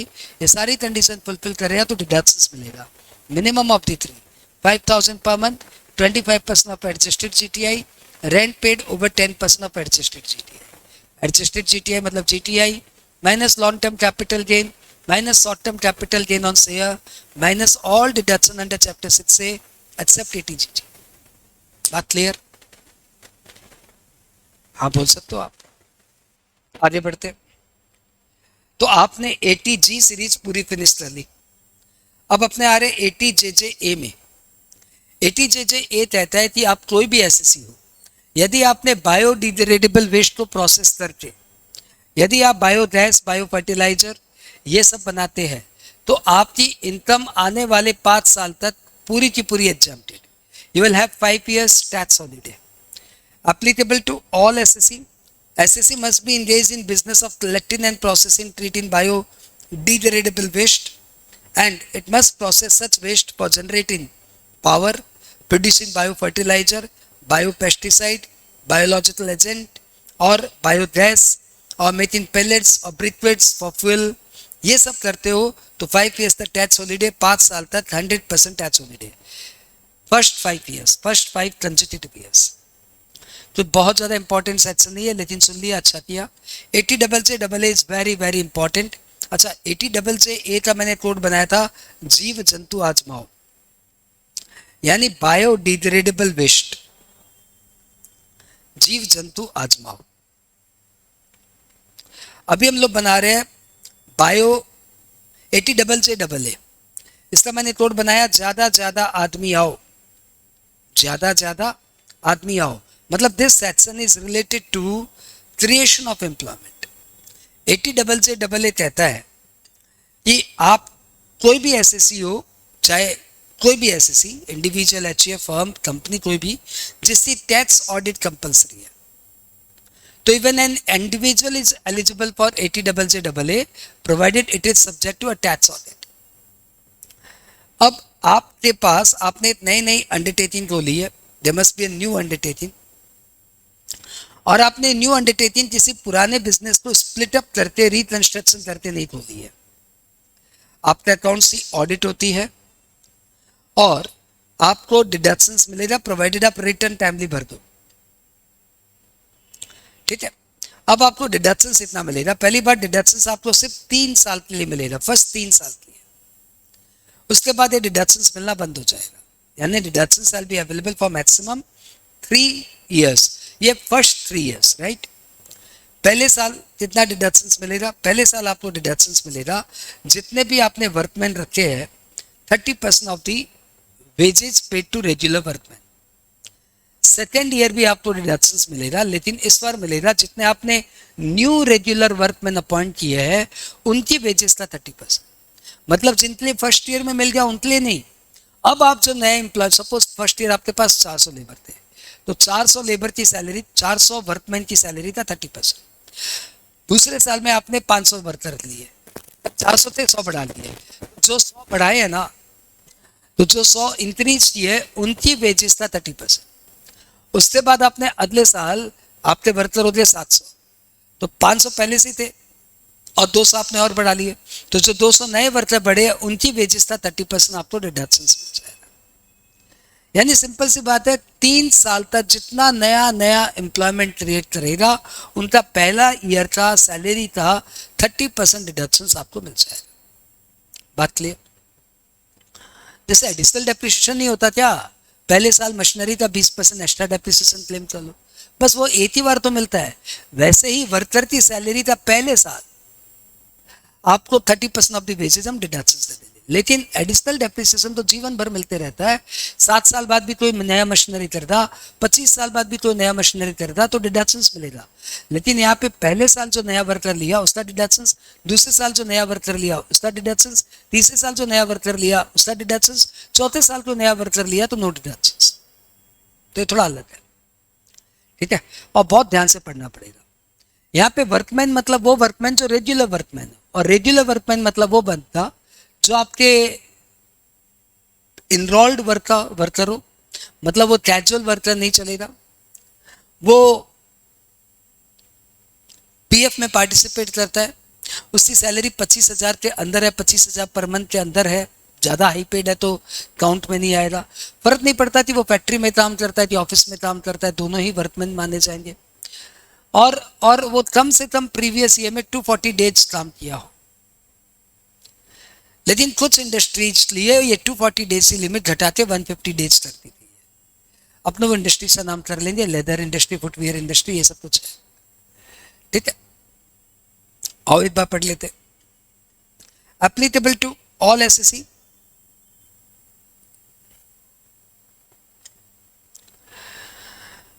But next, business is not acquiring by SSC.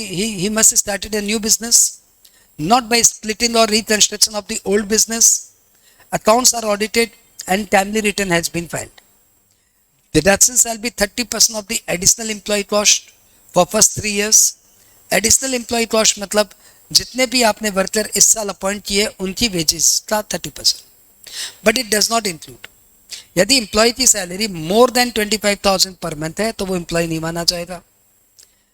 Employ जिसका सारा पैसा, entire contribution is paid by the government, तो वो आपने कहाँ appoint किया हो तो गवर्नमेंट पैसा दे रही है, वो काउंटिंग में नहीं आएगा। एम्प्लॉय जो प्रीवियस ईयर में 240 दिन से कम काम किया वो इस साल का वर्कर नहीं माना जाएगा, वो अगले साल का अपॉइंटेड वर्कर माना जाएगा। और in case of apparel, footwear and leather industry ये 240 दिन की जगह 150 दिन काउंट होगा। And employ must participate in the RPF. इनकी वेजेस का 30% आपको डिडक्शन मिल जाएगा, प्रोवाइडेड आप वो वेजेज या तो अकाउंट पे चेक से दीजिए, या अकाउंट पे ड्राफ्ट से दीजिए, या इलेक्ट्रॉनिक क्लियरिंग सिस्टम से दीजिए, या कोई नोटिफाइड मोड से पेमेंट करिए, लाइक भीम ऐप, इस तरीके से आप किसी नोटिफाइड मोड से पेमेंट करिए। 80JJA इज वेरी वाइटल, इसके ऊपर हो सकता है 3 से 4 नंबर का न्यूमेरिकल अलग से आ जाए, तो आप इस पर्टिकुलर सेक्शन को 80D सेक्शन को 80G सेक्शन को न्यूमेरिकल के साथ, आई रिपीट, कौन कौन से सेक्शन को न्यूमेरिकल के साथ, 80CCE, 80D, 80G और 80JJA, इन 4 सेक्शन के नीचे न्यूमेरिकल जरूर पढ़ लेना। 80CCE, 80D, 80G और 80JJA, ये 4 सेक्शन न्यूमेरिकल के साथ पढ़ लेना। चलो आगे बढ़ जाते हैं।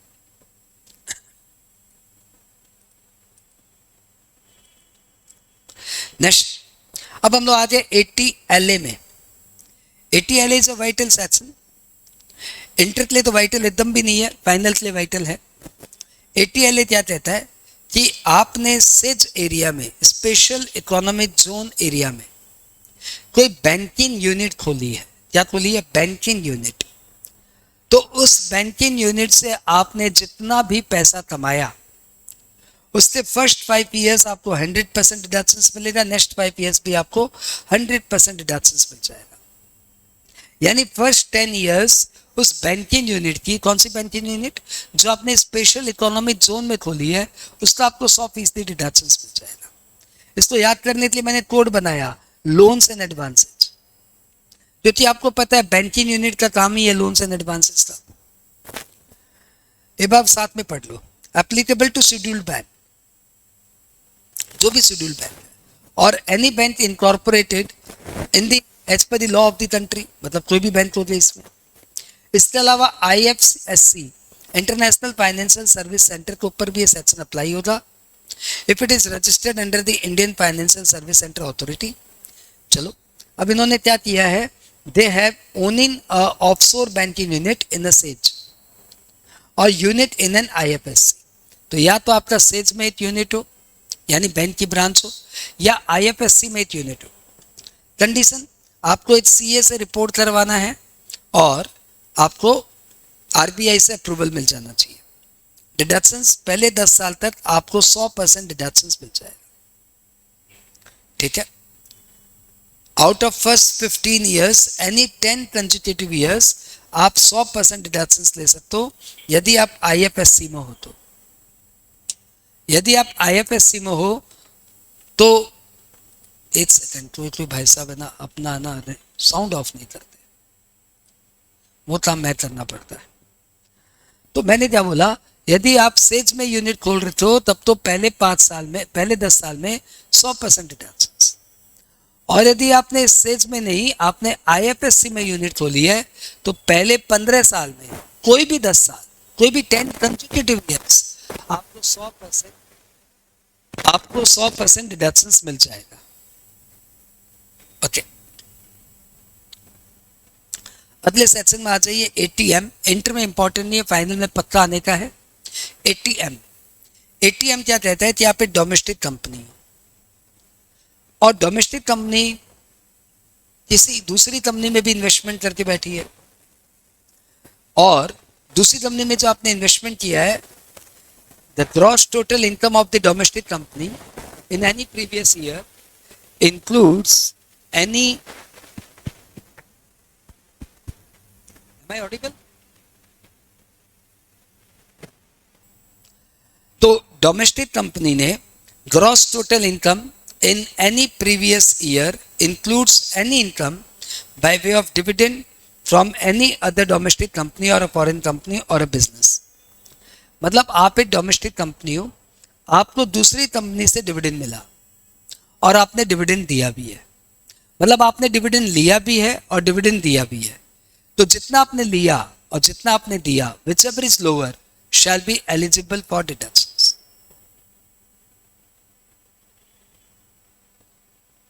मतलब आप एक कंपनी हो, आपने डिविडेंड लिया और फिर आपने डिविडेंड दिया, तो जितना आपने डिविडेंड रिसीव किया और जितना डिविडेंड आपने पे किया, उन दोनों में से जो भी लोअर है उतना आपको डिडक्शंस मिल जाएगा। तो सपोज आपने 50 लाख का डिविडेंड लिया और 30 लाख का डिविडेंड दिया, आपको अपनी दूसरी कंपनी से 50 लाख का डिविडेंड इनकम हुआ और 30 लाख का आपने डिविडेंड दिया है, तो आपको 30 लाख का डिडक्शंस मिल जाएगा।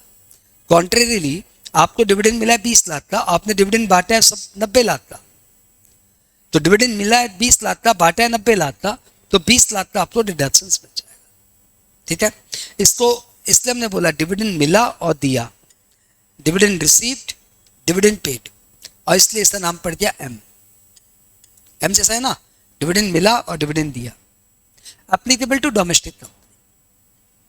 ओके, 8022B साथ में आ जाइए। 8022B is a section which provides deductions to authors. If you are a resident individual and you are author or co-author of a literary nature book, scientific nature book, artistic nature book, then whatever royalty you have received in India, if you have received royalty in the foreign country, then it must be brought in India in convertible foreign exchange. Whatever royalty you received or brought in India in convertible foreign exchange, that shall be eligible for deductions to the maximum of 3 lakh rupees. तो I am an author, I have written so many books, और मेरे को उन किताबों के लिए royalty मिलती है। तो जितनी भी मुझे रॉयल्टी मिलती है ना, उसका मुझे डिडक्शंस मिल जाएगा, बट मैक्सिमम 3 लाख। तो मैं और मेरी वाइफ मिलके को ऑथर बनके किताब लिखते हैं। सपोज मुझे रॉयल्टी मिलती है 3 लाख और मेरी वाइफ को रॉयल्टी मिलती है 3 लाख। हाँ, तो दोनों हम लोग अपनी अपनी फाइल में 3-3 लाख का डिडक्शंस ले सकते हैं। You must be resident individual. You are the author or co-author. You have written a book. The book must be artistic nature, scientific nature, or literary nature. And it must not be brochure, commentaries, diaries, guides, magazines, journal, newspaper, pamphlet, textbook. ये सब नहीं होगा। Text book school ये सब नहीं हो सकता। तो आपको डिडक्शंस मिलेगा। आपने जितनी भी रॉयल्टी मिली, रॉयल्टी लमसम मिली हो तब भी चलेगा, या percentage of a sale value वो भी चलेगा, but percentage of sale value cannot exceed 15% of sale value. आपको अपने पब्लिशर से सर्टिफिकेट लेना पड़ेगा इन फॉर्म 10H। ठीक है, सॉरी, आपको एक सर्टिफिकेट लेना पड़ेगा। SSC must furnish a certificate along with the return of income in form 10 CCD duly verified by the person responsible for making such payment to the SSC. The SSC must furnish a certificate in form 10H obtained from the prescribed authority along with his return of income. तो 10 CCD या 10H आपको form attach करना पड़ेगा। Deductions मिलेगा आपको 100% of such income और 3 lakh whichever is lower। ठीक है, आओ आगे बढ़ जाते हैं। ATRRB, ATQQB में भी एक बार न्यूमेरिकल आया हुआ है, CA इंटर में एक बार आया हुआ है। ATRRB, what is ATRRB? ATRRB is the sections for patent holders। यदि आपने कोई नया इन्वेंशन किया है ना, तो वो इन्वेंशन आपको पेटेंट एक्ट में रजिस्टर कराना पड़ता है। आपने हो सकता है कोई मेथड ऑफ मशीनरी नया लिया है, आपने कोई भी नया मेथड ऑफ प्रोडक्शन नया बनाया है, आपके पास जो भी नया इन्वेंशन है, तो आपको उसका पेटेंट रजिस्टर कराना पड़ता है। तो ऐसे में हम लोग बोलते हैं आपको पेटेंटी, और यदि आपने 2 जन ने मिलकर वो पेटेंट डेवलप किया तो हम लोग बोलते हैं यू आर को पेटेंटी। तो ईदर यू आर पेटेंटी और को पेटेंटी, और आपने कोई नया इन्वेंशन किया है जो कि पेटेंट एक्ट में रजिस्टर्ड है, तो उसके लिए आपको जितनी भी रॉयल्टी मिलती है उसका डिडक्शंस मिलेगा, but maximum 3 lakh. This is also applicable to resident individual. So if you are a resident individual, you have written, you have made a patent, you have developed a patent, and you are a patentee or co-patentee, and your patent must be registered in the Patent Act. ठीक है, तो आपको deductions मिलेगा कितना? 100% of the royalty और 3 lakh whichever is lower। और इसे basis में पढ़ना नहीं है। ATTTA, थोड़ी थोड़ी आमदनी, थोड़ी थोड़ी आमदनी। अच्छा, मैंने ATRRB का कोड बनाया, रेसिडेंट रचना बनाओ। क्या बनाया मैंने कोड? रेसिडेंट रचना, रचना मतलब क्रिएशन, बनाओ, रेसिडेंट रचना बनाओ। और मैंने ATQQB का भी कोड बनाया, quality quality books, quality quality books. तो जितनी अच्छी अच्छी किताबें आपने लिखी है उन सब के लिए आपको डिडक्शंस मिल जाएगा। और आरआरबी का मैंने कोड क्या बनाया? रेसिडेंट रचना बनाओ। आओ, ATTTA, थोड़ी थोड़ी आमदनी, थोड़ा है थोड़ी थी आमदनी। This is applicable to individual और HUF। आप इंडिविजुअल या HUF है, आपका कोई बैंक में, कोऑपरेटिव बैंक में, पोस्ट ऑफिस में सेविंग अकाउंट है, वहां से आपको इंटरेस्ट मिलता है, तो जितना भी आपको इंटरेस्ट मिलता है उसका आपको डिडक्शंस मिल जाएगा। ठीक है, यू आर इंडिविजुअल HUF, आपका किसी भी बैंक में सेविंग अकाउंट है, पोस्ट ऑफिस बैंक में सेविंग अकाउंट है, आपको जितना भी सेविंग अकाउंट से इंटरेस्ट मिलता है उसने तो आपको डिडक्शंस मिलेगा मैक्सिमम 10,000। यदि आपका इंटरेस्ट इनकम ही 4,000 है तो फिर डिडक्शंस भी 4,000 ही मिलेगा। ओके, ATTTB, ये बुजुर्गों के लिए सेक्शन है, बी फॉर बुजुर्ग, TTA जैसा ही है, बस ये बुजुर्गों के लिए है। यदि आप सीनियर सिटीजन हैं, आप इंडिविजुअल है लेकिन आप सीनियर सिटीजन है, तो सीनियर सिटीजन को ATTTA में कुछ नहीं मिलता, उनके लिए अलग सेक्शन ATTTB। उनको बोला गया आपको इंटरेस्ट का 50,000 का डिडक्शन मिल जाएगा, बहुत अच्छी बात। लेकिन आप सोचेंगे सेविंग अकाउंट पे किसको 50,000 का इंटरेस्ट होता है, तो ATTTB में सिर्फ सेविंग अकाउंट का इंटरेस्ट नहीं, फिक्स डिपॉजिट का भी इंटरेस्ट कवर्ड है। तो आप एक इंडिविजुअल है, सीनियर सिटीजन है, मतलब रेसिडेंट प्लस 60 ईयर्स और ऊपर के है, आपका सेविंग अकाउंट से जितना इंटरेस्ट आया और टर्म डिपॉजिट यानी फिक्स डिपॉजिट से जितना भी इंटरेस्ट आया, दोनों का मिला के आपको यहाँ पे डिडक्शंस मिल जाएगा, बट मैक्सिमम 50,000। तो TTA 60 साल के नीचे वाला होता है, TTB रेसिडेंट प्लस 60 साल से ऊपर वाला होता है। TTA इंडिविजुअल HUF पे एप्लीकेबल है, TTB सिर्फ इंडिविजुअल पे एप्लीकेबल है, वो इंडिविजुअल जो 60 साल से ऊपर थे रेसिडेंट इन इंडिया है। TTA में सिर्फ सेविंग अकाउंट का इंटरेस्ट कवर्ड है, TTB में saving account and FD interest दोनों कवर्ड है। TTA में सिर्फ 10,000 का डिडक्शन मिलता है, TTB में 50,000 का डिडक्शन मिलता है। और एक भाई साहब TTA और TTB दोनों में डिडक्शन नहीं क्लेम कर सकते। इन दोनों के साथ एक बहुत ही इंटरेस्टिंग बात है क्या, कि यदि आपको पोस्ट ऑफिस से इंटरेस्ट मिलता है तो पोस्ट ऑफिस का इंटरेस्ट 3,500 तक तो एग्जेम्प्ट ही होता है। Interest from post office saving account is exempt up to 3,500।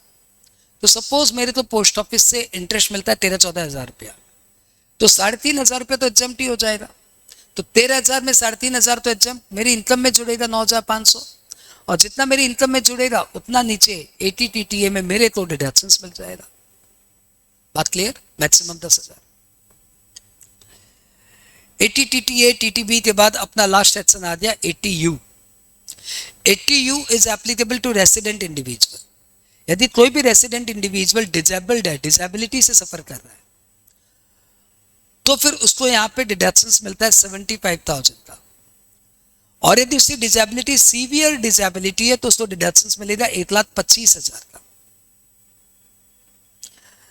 लेकिन यदि उस एक ऐसे सेक्शन ATDD भी था, लेकिन उसका रिलेटिव यदि ATDD क्लेम कर लिया तो फिर हैंडीकैप को ATU नहीं मिलेगा, और यदि हैंडीकैप ने ATU क्लेम कर लिया तो उसके रिलेटिव को ATDD नहीं मिलेगा। ATDD and ATU in this sense mutually exclusive. तो आप रेसिडेंट इंडिविजुअल हो एंड अनफॉर्चुनेटली आप डिसेबल्ड हो, हैंडीकैप्ड हो, तो आपको 75,000 का डिडक्शंस मिलेगा। खुदा न करे कि आपकी डिसेबिलिटी मतलब सीवियर डिसेबिलिटी है, 80% और मोर डिसेबल है, तो आपको 1,15,000 का डिडक्शंस मिल जाएगा। ATU यू का मैंने कोड बनाया अनफॉर्चुनेट, ठीक है, ठीक। तो भाई साहब आपका ये डिडक्शन चैप्टर यहाँ पे पूरा का पूरा रिवाइंड हो गया आज।